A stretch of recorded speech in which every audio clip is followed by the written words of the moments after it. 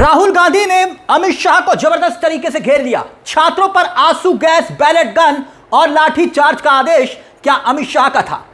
वो अमित शाह जिनको deputy PM बनाने की तैयारी हो रही थी। अब राहुल गांधी ने अमित शाह के पीएम बनने तक के सपने को क्या तोड़ दिया। एक एक बयान पर हम आएंगे जो राहुल गांधी सीधे तौर पर अमित शाह को निशाने पर ले रहे हैं। मगर सबसे बड़ा सवाल यह कि सदन से अमित शाह लापता क्यों है? क्या वाकई में राहुल ने शाह की उस कमजोर नफ पर हाथ रख दिया है जिसे बीजेपी तलमिला उठी है, जिस पर तलमिला उठी है भयंकर तरीके से? सदन के भीतर ही नहीं, सदन के बाहर भी राहुल गांधी ने जिस तरह से शाह की घेराबंदी की, उससे लगता है कि क्या धर्मेंद्र प्रधान के इस्तीफे के बाद अगला नंबर अब अमित शाह का है। अब दोस्तों ये बात हम इसलिए कह रहे हैं क्योंकि लोकसभा में पेपर लीक संशोधन बिल पर बहुत जबरदस्त तरीके से बहस चल रही थी, लेकिन अमित शाह सदन से लापता रहे। और यह दूसरा दिन था, दूसरा दिन, दोनों दिन अमित शाह सदन में ही नहीं आए। और सदन में राहुल गांधी ने जैसे कि शाह का नाम लिया, और यह नाम लिया लाठीचार्ज, बैलेट गन, आंसू गैस का जिक्र करते हुए शाह के आदेश तक पर बात आ गई तो कोहराम मच गया। कहा कि अमित शाह के आदेश पर यह सब कुछ हुआ। और फिर सदन में राहुल गांधी अपनी बात तक नहीं रख पाए और शाम होते वक्त राहुल गांधी मीडिया के सामने आए और खुलकर बोले, और जो बोले सुनिएगा। फिर राहुल गांधी सदन में अमित शाह को लेकर जो इल्जाम लगा रहे हैं, कुछ तस्वीरें हैं, प्रमाण के साथ दिखाएंगे आपको, लेकिन पहले सुनिए राहुल गांधी ने क्या कुछ कहा। Sir, the home minister authorised the shooting of our students, sir. He put pellets into the blood of our students. He ordered the students of India to be shot. पहले ये तस्वीर देखिए आपकी स्क्रीन पर। ये मंगलवार की तस्वीर है और तस्वीर लोकसभा की है, मंगलवार की, यानी कि कल की, जहां पर आप देखेंगे कि आगे की जो पंक्ति है, सत्ता पक्ष जहां पर बैठती है पहली पंक्ति में, वहां पर आपको दिखाई देता होगा कि अक्सर मोदी बैठते हैं, राजनाथ सिंह बैठते हैं, गडकरी बैठते हैं, अमित शाह बैठते हैं। वो पहली पंक्ति आप देखिए, आगे की पहली सीट, राजनाथ सिंह तो मौजूद हैं लेकिन बड़े बड़े चेहरे सब गायब, कई मंत्री दिखाई नहीं दे रहे। लेकिन बगल की जो सीट है, जो राजनाथ सिंह के करीब, अमित शाह की सीट है। अमित शाह वहां पर नहीं है। और ऐसा नहीं था कि अमित शाह दिल्ली से बाहर थे, वो अपने दफ्तर में बैठे हुए थे, संसद परिसर में नहीं आए, यानी संसद परिसर में थे, सदन में नहीं आए। और यही बात राहुल गांधी ने पकड़ ली। शाह सदन में आने की हिम्मत नहीं कर पा रहे। राहुल ने यूं ही नहीं कहा, संसद परिसर में होने के बावजूद अमित शाह नहीं आ रहे। इसके सबूत एक और तस्वीर में आप देखिए।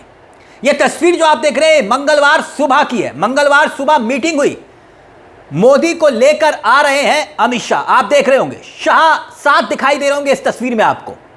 अमित शाह परिसर में थे लेकिन संसद के अंदर आने की हिम्मत क्यों नहीं जुटा पा रहे? यही सवाल अब राहुल गांधी उठा रहे हैं।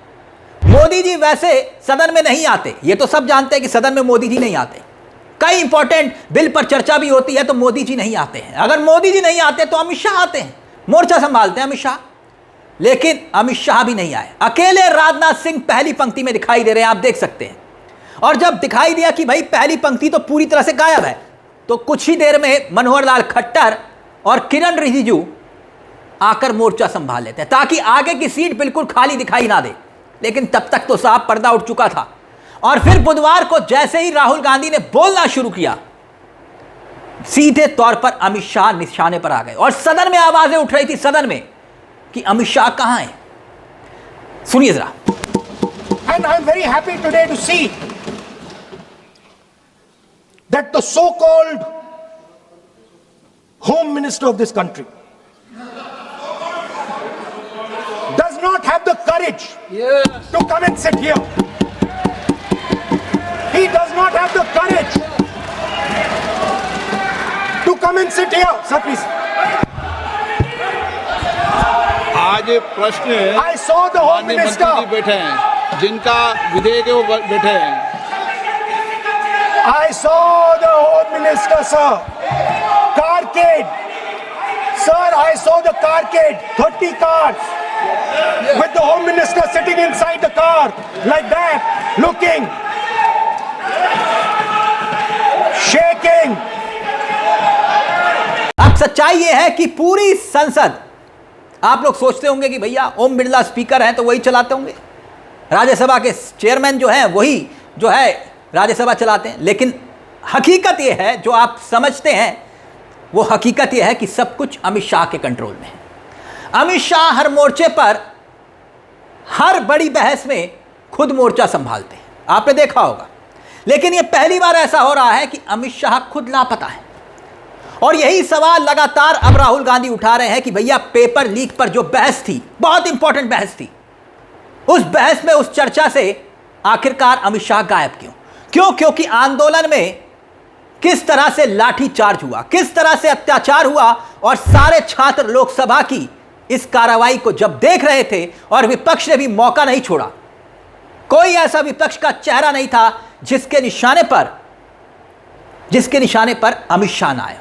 धर्मेंद्र प्रधान नहीं, अमित शाह। अब रही सही कसर नेता विपक्ष राहुल गांधी ने पूरी कर दी। राहुल गांधी ने तो वो कुछ कह दिया जो विपक्ष का कोई दूसरा नेता नहीं कह पा रहा था। सुनिए राहुल गांधी का एक और बयान। सर, अगर आप चाहते हैं कि इस देश में सिर्फ बीजेपी बोले तो मैं चुप होकर यहां बैठ जाता हूं, मैं बैठ जाता हूं, कोई प्रॉब्लम नहीं। ठीक है, टाइम बता दो कितना ले लिया। एक मिनट। माननीय सदस्य, माननीय नेता प्रतिपक्ष, इस विषय पर मैं बोलता हूं सर, रिजू जी खड़े हो जाते हैं, मैं बोलता हूं वो खड़े हो जाते हैं, इंटरप्ट करते हैं। आप उनको, मैंने यील्ड भी नहीं किया, आप उनको जगह दे रहे हैं। नो, संसदीय कार्य मंत्री अब ये फिर से आ गए। अब गौर कीजिएगा, विपक्ष के निशाने पर धर्मेंद्र प्रधान नहीं थे, सिर्फ और सिर्फ अमित शाह थे। अब वही अमित शाह जिनको लेकर इस सत्र से पहले यह चर्चा उठ रही थी कि डिप्टी पीएम बनाने की खबरें हैं, यही चर्चा थी ना।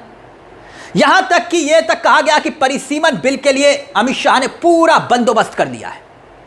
लेकिन एकाएक छात्रों का आंदोलन, और यह छात्रों का आंदोलन और इसमें हुआ लाठीचार्ज, पैलेट गन का इस्तेमाल। अब सवाल यह कि आंसू गैस के गोले किसके आदेश पर दागे गए, और यह बहुत महत्वपूर्ण सवाल है क्योंकि गृह मंत्रालय अमित शाह के अधीन है, सीआरपीएफ गृह मंत्रालय के अधीन है, रैपिड एक्शन फोर्स, सब कुछ अमित शाह के अधीन है। तो आदेश किसका, कौन दे रहा था आदेश? सरकार बताए। अखिलेश यादव से लेकर राहुल गांधी तक यही सवाल उठा रहे हैं, और राहुल गांधी कह रहे हैं अब इस सवाल से हम पीछे नहीं हटेंगे। बात तो अमित शाह की बर्खास्तगी तक पाया गई। इस पूरे मुद्दे को लेकर आपकी क्या राय है? अपनी राय कमेंट बॉक्स में जरूर दीजिएगा। मुझे तिलक चावला को दीजिए इजाजत। बेल आइकॉन दबा लीजिएगा। मंच आप ही का है। नमस्कार, जय हिंद, जय भारत।